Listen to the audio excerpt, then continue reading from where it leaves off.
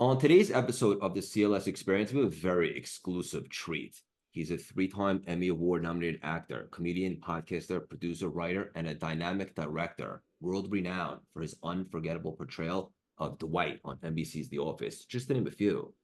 He's a creative force in dozens of other films and TV shows like 6 Feet Under, The Meg, and Star Trek Discovery. But there's so much more to him than his impressive acting resume. Big facts.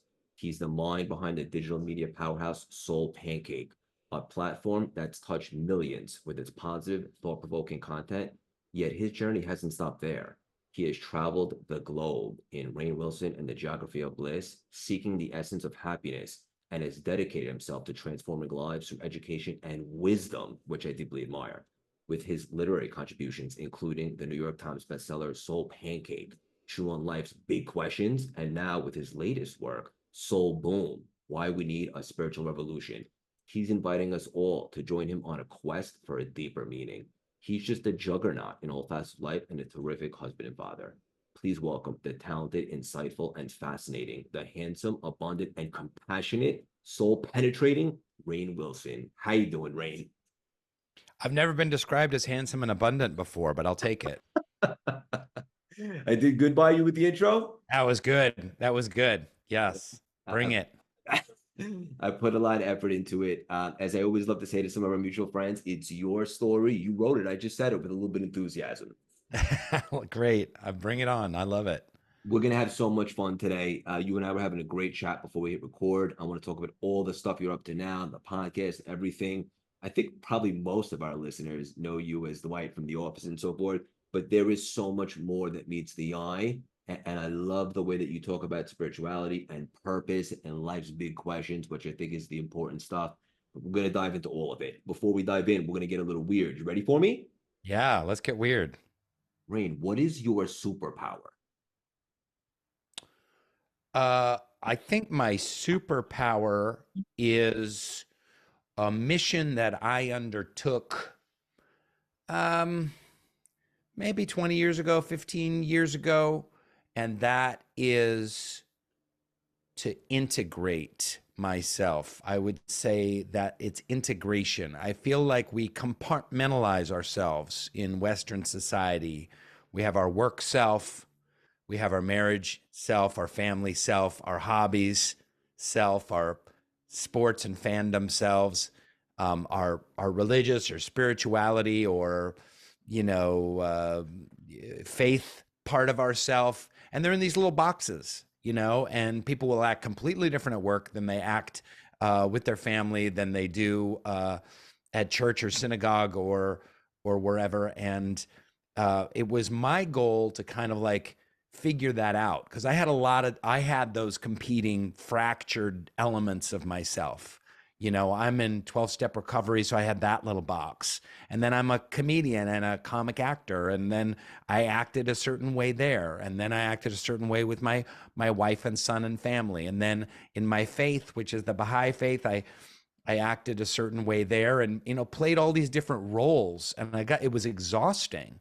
It's like I was not just an actor on the set of The Office or other movies or TV shows. I was an actor in every kind of different milieu I entered. And I really, at the end of the day, I was like, I want to be the same person, bringing the same energy, message, focus, love and big-heartedness, humor, irreverent humor into every space that I go into. So that's been a big part of my transformation over the last 15 years, because part of it has been a little tricky to rectify. Like, here's this guy known for playing this absurd, annoying paper salesman for 10 years.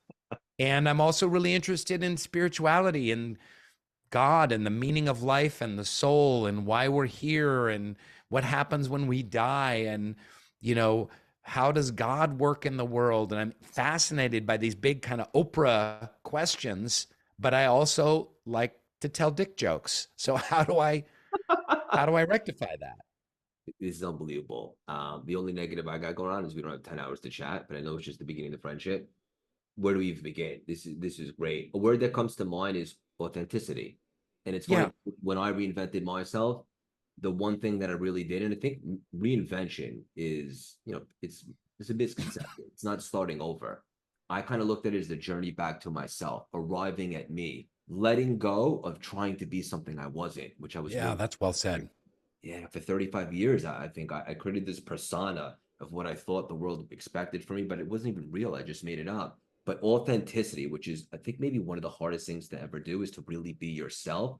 But ironically, when you do that, that's when you can be most connected and the world has an opportunity to see the real you. When you started to do that, did you find that liberating? Well, you put a great spin on that, and I wish I could go back and change my answer. I talked about integration, but authenticity is really it, um, and I think we're all on that journey. We play a lot of different roles, as kids, and then people that have experienced, a certain measure of trauma and difficulty. You might be a people pleaser in one world and you might be an asshole in another world. So for me, it's all really come together.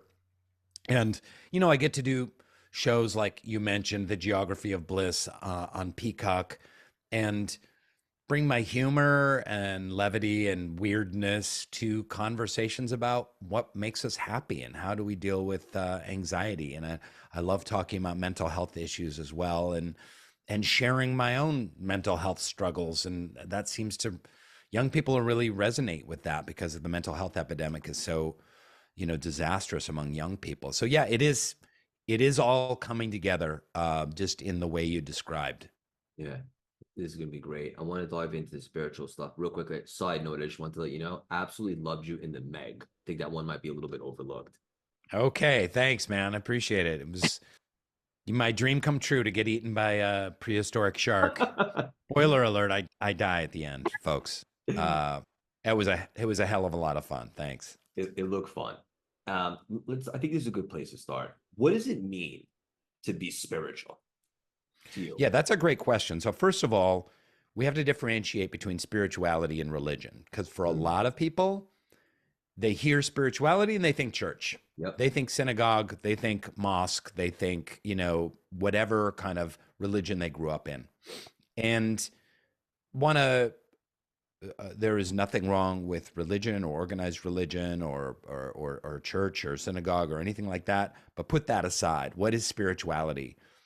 It's a concern with the non-material aspects of life, the human heart and emotions, certainly, but connection to something greater than ourselves, transcendence, um, the quest to bring ever greater love, the qualities of the divine that we all have within us. That I would say, some people might say, in a more secular sense, they might say positive character traits.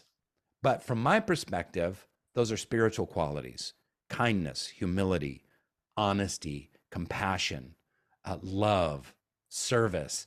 These, these are the qualities that we love in other people, right? Determination.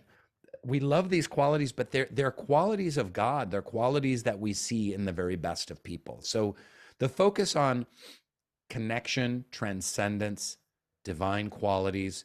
This is what it is to be spiritual. And everyone is spiritual. You can be an atheist, and some of the most spiritual people I know are atheists, but they're more concerned with those kind of what I would call higher areas of our consciousness than just the mere material pursuits of like, I want food, I want pleasure, I want sex, I want status and high esteem, I want wealth and fame and all those pursuits that it's reminding me of like Peter Pan when he goes to play pool with the donkeys. Mhm. Um no, not Peter Pan, Pinocchio, that's what it is. But it's I got my fictitious P characters mixed up. All good. Uh but that's what spirituality is to me. And it reminds me of my favorite quote of all time is by Father Teilhard de Chardin, who said, "We are not human beings having a spiritual experience. We are spiritual beings having a human experience." And to me, that is so beautiful and encapsulates what life is so much. We are spiritual beings, 8 billion of us walking around on the planet. And guess what? We get 70, 80, 90, 100 years if we're lucky in these meat suits. And everything that happens to us is spiritual.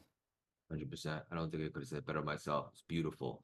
And basically, it's like this was such a big revelation for me a few years back because I was someone that was always, as you can imagine, coming from Wall Street, I was always in my grind, hustle, hardest worker in the room.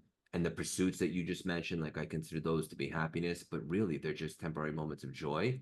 And I don't think they should be overlooked because they're part of the human experience, but you can never really cultivate lasting fulfillment with those things. But the moment that you start believing, at least from my experience, that there's something else going on here besides me, you, this computer, the meat suits, obviously yours more handsome than mine, but that Thank there's you. something going on here beyond our logic, right? And I think it's 99% is happening beyond our logic. We can connect to that. That's when everything begins to open up. At least it did for me. Nice. Yeah, I think that we all worship something. Humans are wired to worship something bigger than themselves.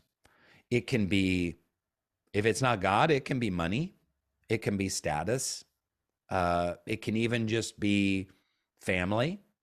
And listen, there's nothing wrong with making money. There's nothing wrong with having high status. There's nothing wrong with, you know, holding your family sacred and beloved.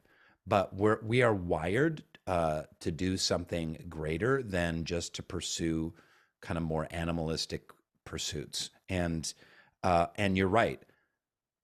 And this is backed up by hard data. This isn't just like some like hippy dippy weird Baha'i actor on a podcast saying, "Oh, we need to be spiritual." There's hard evidence in the positive psychology field about how do you find the deepest possible wellness and wholeness. And it's in connection and selfless service and beauty and connection to nature and having a vision or a mission that's higher than just yourself. There was a Dr. Arthur Seligman from the University of Pennsylvania, who's one of the founders really of the positive psychology movement.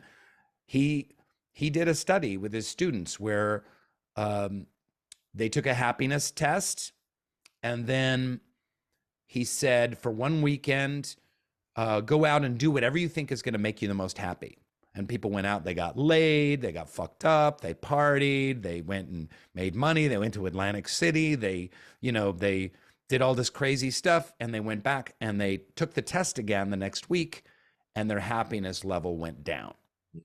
Then he had them for another weekend, go do something involving selfless service to someone else. So they held doors open for people, they visited their sick aunt, they talked to a friend that was having a hard time. They shared all this. They took their kind of happiness baseline test again, and guess what? Their scores went up. So we have this society, and and I see some of it behind you in the New Jersey shoreline over there, and you talk about Wall Street and stuff, where there's madcap, relentless pursuit of stuff and status, and workaholism, and that gives us our self-esteem, which, by the way, I've been a part of. No judgment. Our culture's wired that way. And then we what do? You turn on social media, you turn on the television, you're being bombarded with these advertisements of like, if you have this, you'll be happy. If you get this, you'll be more popular. If you buy that, you'll have more sex appeal. And it doesn't work. It's actually making us less happy. And it's not just that study, this particular case that I bring up, that reveals that to be true. One of the greatest, and you should try and get him on your show, one of the greatest kind of thinkers in this space is Arthur Brooks at Harvard, who has his regular column on happiness in the Atlantic magazine and a book with Oprah and whatnot. Love that. I just wrote that down. This is unbelievable. And it's so beautiful the way that you're able to make this stuff digestible. For you personally, how do you do your best connecting creative with source? Like, is there a practice that you have where you can draw upon more divine inspiration and really communicate? What works for you? So then we get into touchy territory, right? So, first of all, meditation is something that everyone can get behind. Mhm. What happens when you meditate? You connect with what? With yourself, with a quiet mind, with peace, with tranquility. You also connect with like your consciousness, like, hey, what is my consciousness? Sometimes when I meditate, because I have a daily meditation practice, although I didn't get to do it this morning, Craig. Um, but you know, there's in the meditation process, I kind of have this thing where I'm almost like floating above my body, not in any kind of magical drug trippy way, but just like, oh, here are my thoughts buzzing around like bees, like popcorn. And here are my feelings kind of bumping up in the furniture. And oh, who I am is a witness to my thoughts and my feelings. I am something, my consciousness rather, is something else beyond sensations, thoughts, and feelings. And that allows you, meditation allows you a chance to get connected to that aspect of ourselves. That aspect of ourselves is much more able to connect with the divine or something transcendent, something above ourselves. Sometimes I don't do any special meditation practice. There's lots of tools available out there. But I sit on a little bench right outside this window here. And sometimes I'll just open my eyes and I'll just meditate by watching a hummingbird or looking at a tree. It doesn't have to be any fancy chanting or thought process. But hand in hand with meditation comes prayer. And I think that prayer is tricky, you know. First of all, atheists have a big problem with that. I get it. A lot of people have been very traumatized by religion and have left religion. Um, you know, in their childhood, they see the hypocrisy of the world religions. They want nothing to do with it. I don't blame them necessarily. Um, so then God becomes caught up in all that. And the idea of like praying to some kind of force or higher consciousness that's within us and also beyond us at the same time gets a little weird. You know, sometimes to some people it gets weird. Some people have no problem with it whatsoever. But I do think that prayer and meditation go hand in hand. And prayer is beseeching, connecting, reaching out, asking for guidance, saying, gosh, the world is such a beautiful place, being in awe of being alive, filled with gratitude at being alive. That urge, that impetus is prayer. And I'm not talking about God as any kind of man with a beard on a cloud with a mighty staff smiting people with lightning when they're evil and giving people good parking spaces when they're good. You know, that idea of God is preposterous, of course. So where do we look at what a more evolved idea might be? And it's the force of cosmic good and joy and love and beauty that is and harmony that's within us. It's without us. It's beyond time and space. That one connects with more on the heart than necessarily in the head. But so I try and join those two practices, both prayer and meditation, reaching out and looking in. Yeah, I love the answer. And one of the things you do so beautifully is you kind of marry the spirituality with the practical. So even if someone wasn't super spiritual, they can listen to you and have things that resonate and it's tangible for them to put into use. Um, this is so fun. I have to ask you, in regards to the ego, that's an interesting topic. I think that oftentimes that gets in the way if you're not able to identify it. But I think that the ego is actually a negative force with a positive purpose if we can overcome it, not necessarily react. What is your position of the ego, and how would you describe that to someone that might be dealing with it but unable to identify what it is that they might be struggling with? Um, I love the way that you posited that.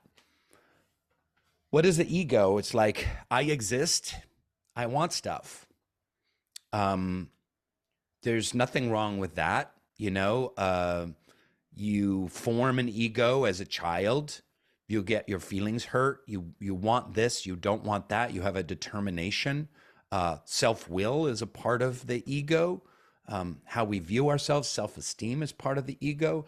There are positive aspects of the ego. Humanity would not have survived without ego, in terms of like, I have drive and determination and will, and I want to make something of myself, and I want to acquire things and provide for my family. These are all good impulses. But if you lean too much into the egoic part of the self, it's almost like the more animalistic part of the self. It takes you away from what really can fulfill us, which we've talked about a little bit. And it also takes us away from altruistic service to others and connection to others. And when ego runs rampant, it becomes toxic. And I imagine you experienced that somewhat on Wall Street, like Just a the little. toxic environment of egos run rampant. Am I right? I lived there for a while. Yeah. Yeah.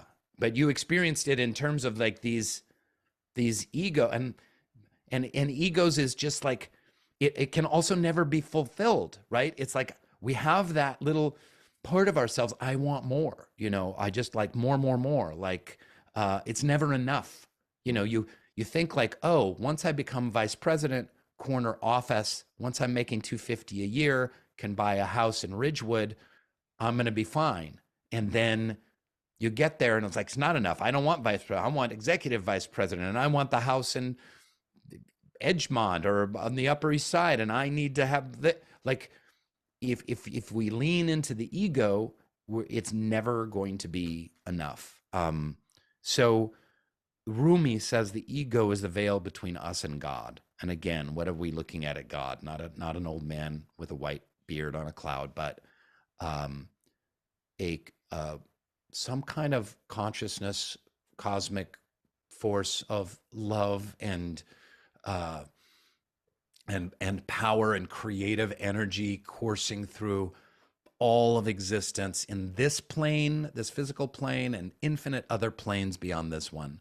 And if ego is the veil between us and that, then how could we possibly be fulfilled? So the eternal struggle is with the ego. You see it all the time with, clergy members that struggle with ego, and gurus that, have affairs, and, the list goes on and on. The hypocrisies of how ego works is very insidious.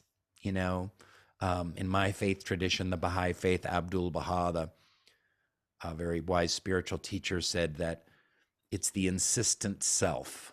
And I love that idea, the insistent self. And we get it every day. I get it every day. Like, oh, why wasn't I cast in that? And, I should have been paid more for that. And God, why did they cancel that show? And oh, how did he get that role and I didn't? And why won't my agent call me back? And the insistent self, and that is like it's like a hive of bees in the head. So it's a big battle. It's a human battle. We at the same time, we have to embrace and love our egos that made us who we are. Yeah. Right. I spent a lot of my life super ambitious, super determined and driven, and starting from an NYU student, studying theater, doing a bunch of plays, and then being a TV and film actor, then starting companies and doing productions, and writing books, and excuse me, podcasting and all that. And it was a long, arduous road. And through a lot of it, I was, so I'm really grateful for a lot of what my drive and determination gave me, but I definitely battled my ego throughout that. Yeah. Thank you for pulling back the curtain and being so vulnerable with some of that stuff. And I think of the ego as like our opponent, and he's there every day, and he is relentless. And you mentioned like it's never enough. I also think, for a lot of people, he tries to keep you playing small. Like, who are you? You're an imposter. Who's going to want to look at you? It'll never work, or that's not in the cards for you. But every day, we don't have to sign up for a marathon to achieve expansion. every day we'll be presented with an opportunity to overcome the ego. We'll never destroy it, right? But if we Sure. look at it like that, and then we can utilize one of our greatest superpowers, which is restriction, resist the temptation of giving in, of the greed, or getting mad at your agent, or who's gonna like what you have to say, any of that stuff. And if we just pause and respond accordingly, I feel as if we have an opportunity to overcome and reveal a little bit more light and even connect deeper. So I know a lot of people struggle with ego every single day. And I would just encourage people to not think of it as such a negative, but maybe an opportunity to overcome by not giving into the temptation. Yeah, that's well put. Um, there's nothing wrong with ourselves. But if we're on this, with ourself. Let me say that again.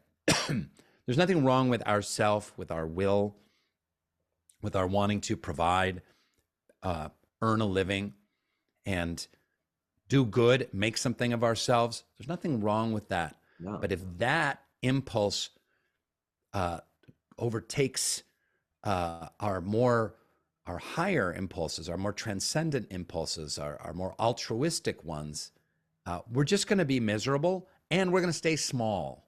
We are going to stay small. You might think it'll fool you into thinking like, I'm going to get furthest by really harnessing my kind of ego power. And I'm thinking about you on Wall Street, and climbing the corporate ladder. Life is much bigger, more surprising, and richer when we're able to kind of keep that in abeyance. Yeah, you nailed it. This is so much fun. Let's shift gears for a second. I want to talk about the podcast coming out, which is based off your awesome book, Soul Boom. Um, Tell us what we can expect, and also what excites you most about this particular project. I know you have a lot of stuff going on, but you're pretty pumped about this one, and rightfully so. Yeah, so I wrote this book, Soul Boom: Why We Need a Spiritual Revolution. It was a New York Times bestseller. Came out about, I don't know, 7 or 8 months ago. Been doing a lot of book tours on it, readings from it. This, to me, it's my manifesto, Craig. It's who I am. It's what I believe. That this was really, I did the same thing at COVID as you did. Like, I wrote this book. I used the COVID as an opportunity to say, this is my getting hit by a bus book. Like, if I get hit by a bus tomorrow, and in case anyone gives a beep about the guy who played Dwight Schrute in The Office, if they want to dig a little deeper than just a little bit of my bullet points of my life story or the work that I did, they should check out Soul Boom. And it's life and love. It's mental health. It's a plan for humanity. It's looking at all the aspects of spirituality, both for personal transformation, but also for societal transformation. I believe, Craig, that the world is pretty sick and imbalanced right now. I think that people on both the political right and political left would agree with that.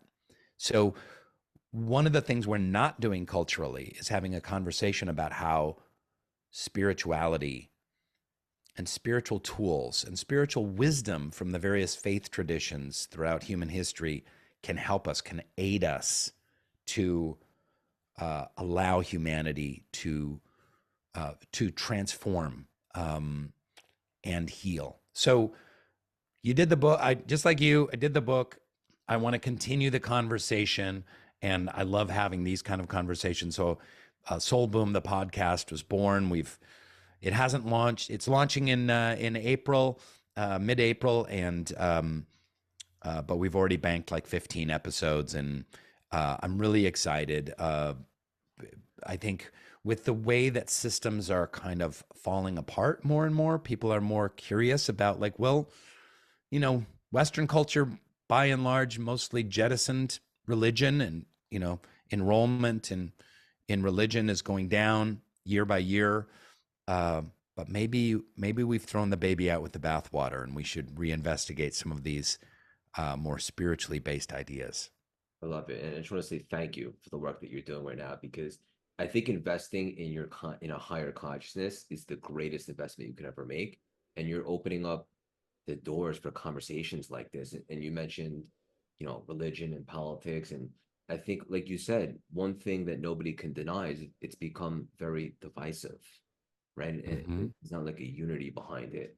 And this might sound a little corny, but like one of the better ways that we can change the world, maybe one of the greatest ways, is if we just all did a little bit of inner work and corrected some of the negative tendencies within ourselves.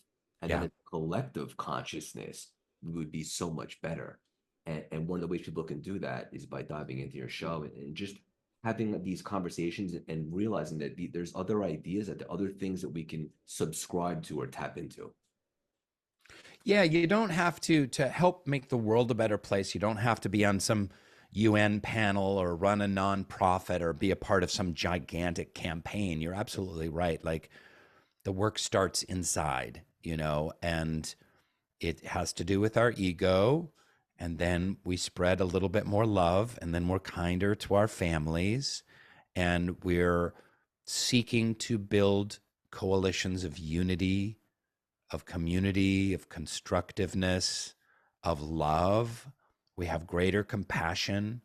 We can foster, and compassion is something that we can train, Mm. grow, and foster in ourselves. Compassion for Like a others. muscle, we could flex. Yeah, it's like going to the gym. You go to the compassion gym, you know, um, and uh, and that's what we need. And that's for people of all different faiths. It's for people on the political right and the political left.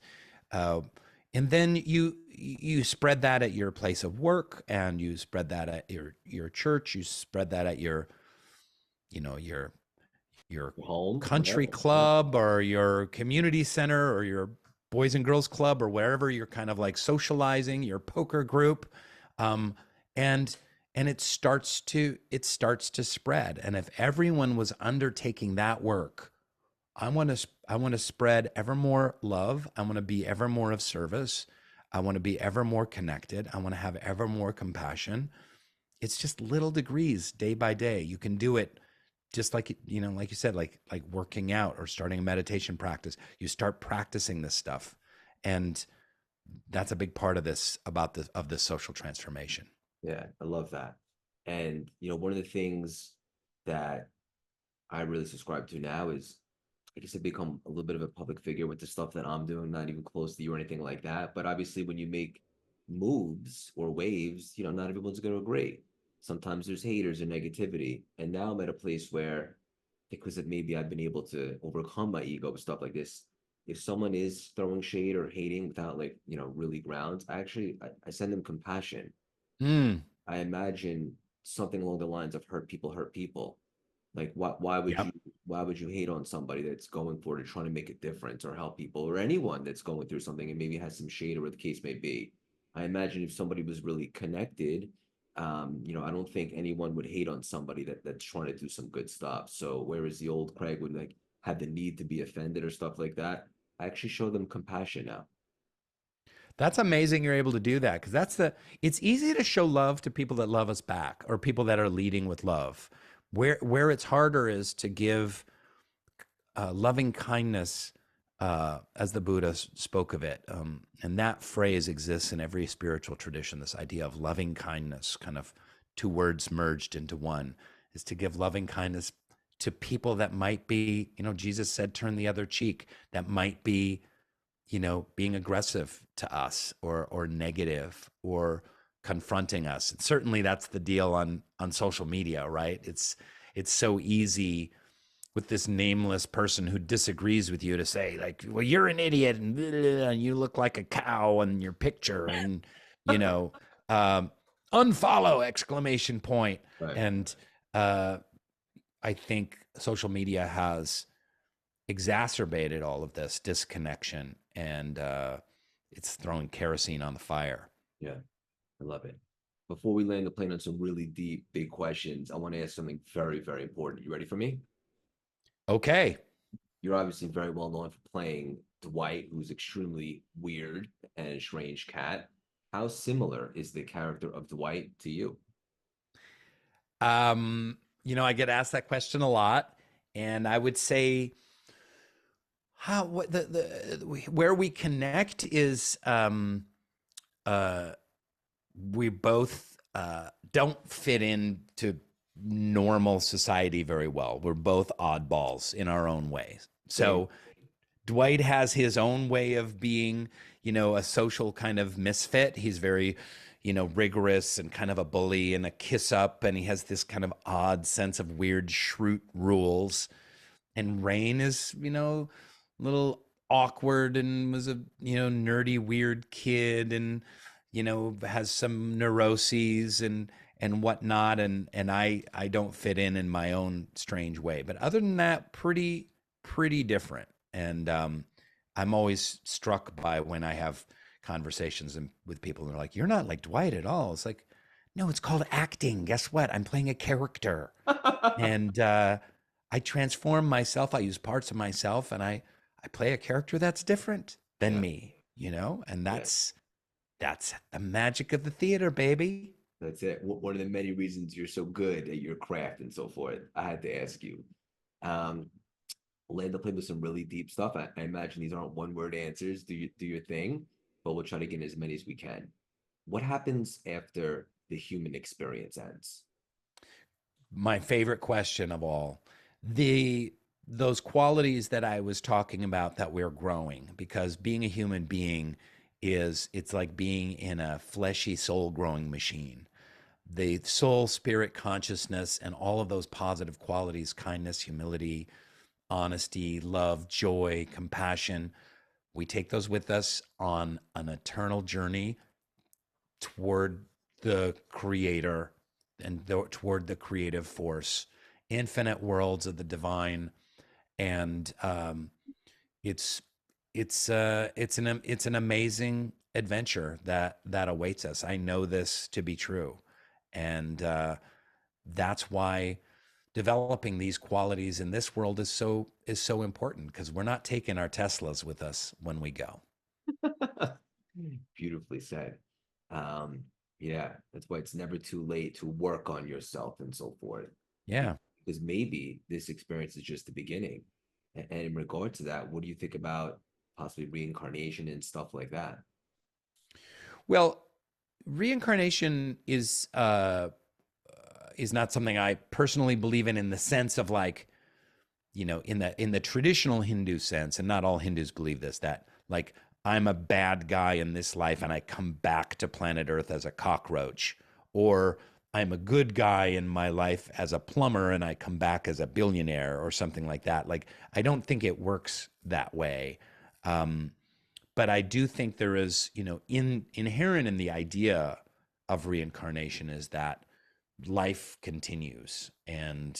Um, uh, and one thing that never made sense to me about reincarnation is, like, why are we limited to planet Earth? Like, Hmm. if you were reincarnated, maybe you'd be like an alien guppy on Alpha Centauri or something like that. Great So point.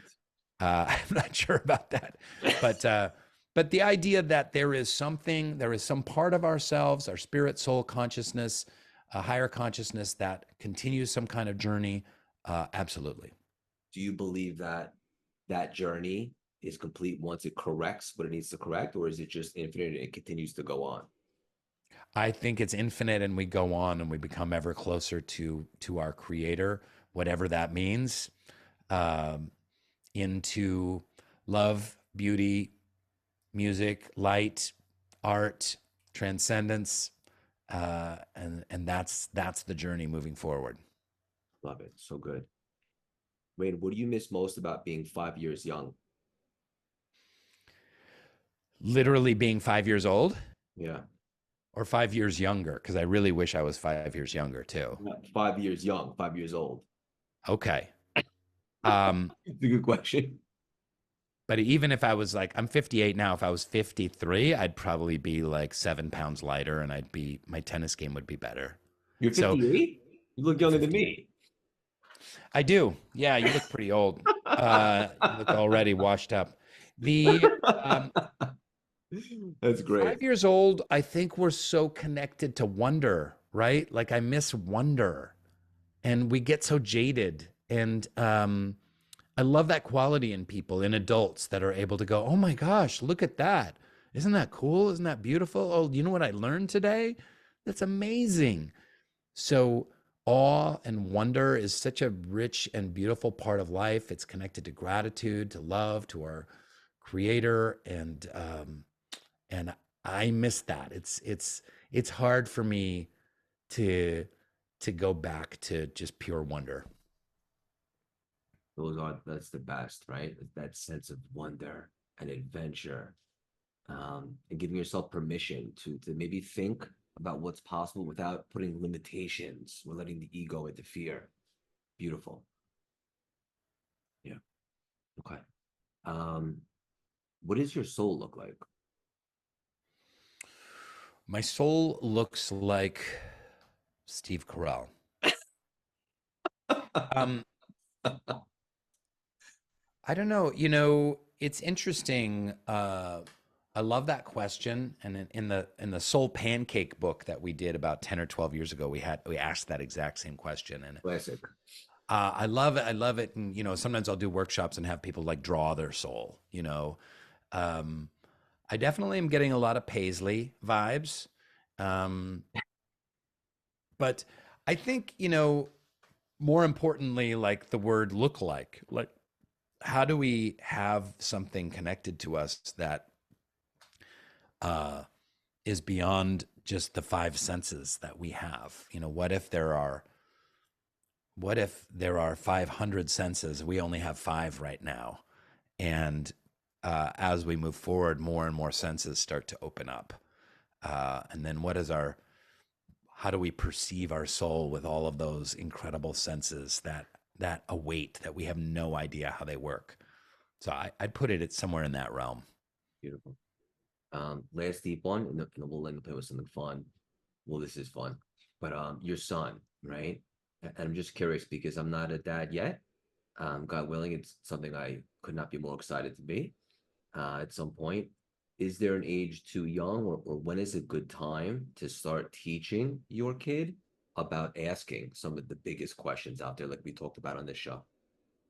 Well, that's a great question. And kids are naturally curious about that. They want to know your cat dies and they want to know where Fluffy went and what happened. And they have questions about God and what's on top of the sky and what's below the earth and what makes a flower bloom.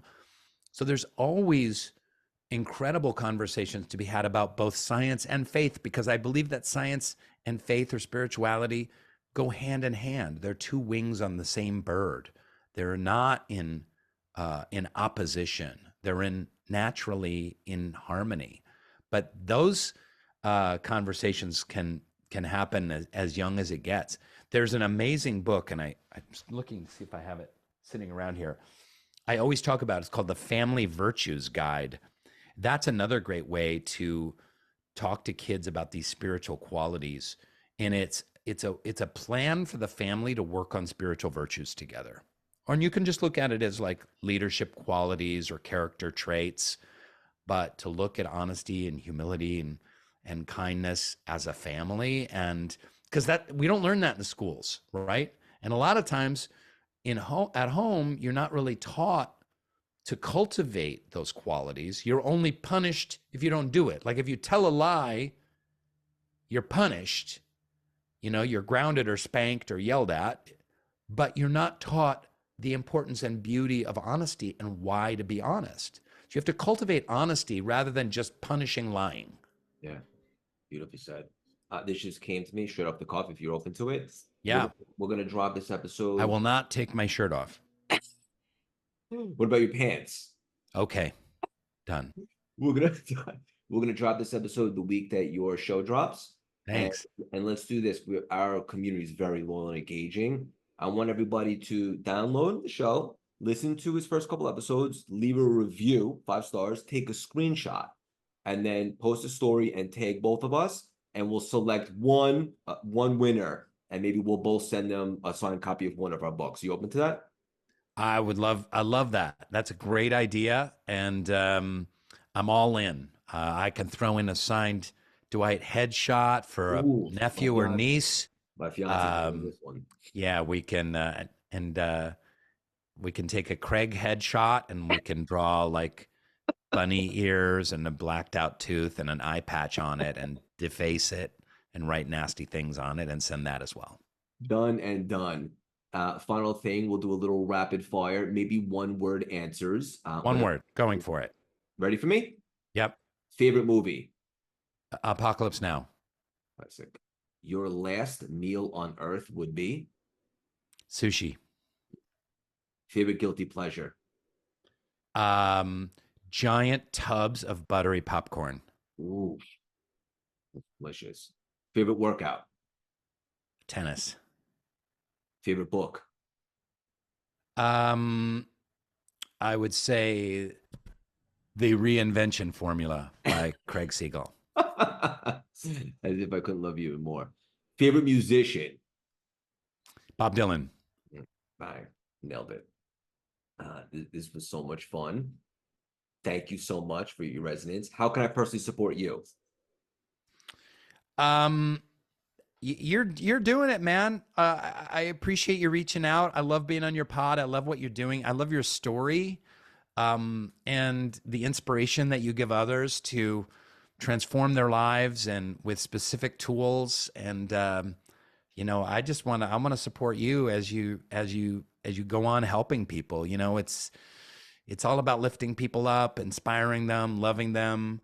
We all can do that in our way. You don't have to have a podcast or a book or a media empire to do it. We can do it in small ways and in large ways. And I'm just grateful to be part of the big, giant human conversation with you, Craig, really. I feel really connected to you. Thank you so much for all of this. Hang up for 1 second. I want to connect with you after. Rainn, I want to show you the definition of authenticity, wisdom, and humility. I could personally guarantee your best is yet to come. Keep on spreading your wings and leaving your mark on this world. So much love and respect for you. Thank you so much for stopping by and dropping these priceless, juicy nuggets today. Thanks, Craig. This was awesome. Thank you so much. Thanks, man. Yeah. Wishing you the very best with everything you're doing. Thanks for having me. It was a great conversation. I loved it. Yeah. I love to ask a little bit of I know you get asked probably a lot of the same stuff all the time. Try to get a little bit deeper. And the stuff that you talk about. Yeah. To me. It's great. But office stuff is good too. It's all fine. It's all part of it. Yeah. Yeah. If I allow my fiance to say hello? Of course, please. Leslie, somebody wants to say hi. I've never seen her this excited in my life. Oh my Hi, how are you? I'm good. Oh my God, it's so nice to meet you. You're so nice to meet you. How's it going? It's going. How do you put up with this guy? I don't know. I ask myself that every day. I am Ukrainian, so I'm pretty tough. So I guess, you know. Okay, right on. She's obsessed with you and all things the office. I'm like weird. I'm not that weird. Yeah. Oh my God, Can let's do like a screenshot. Can we do a screenshot with all of us? Like lean in. Okay, And then how do we do that? I think it's command. Do we have to get a phone? The old-fashioned way on the computer. I think it's a command shift and 3. Try that. Command shift and 3. I think so. Try, and then we'll do another one. She's kind of nervous. You ready? Stop it. 1, 2, 3.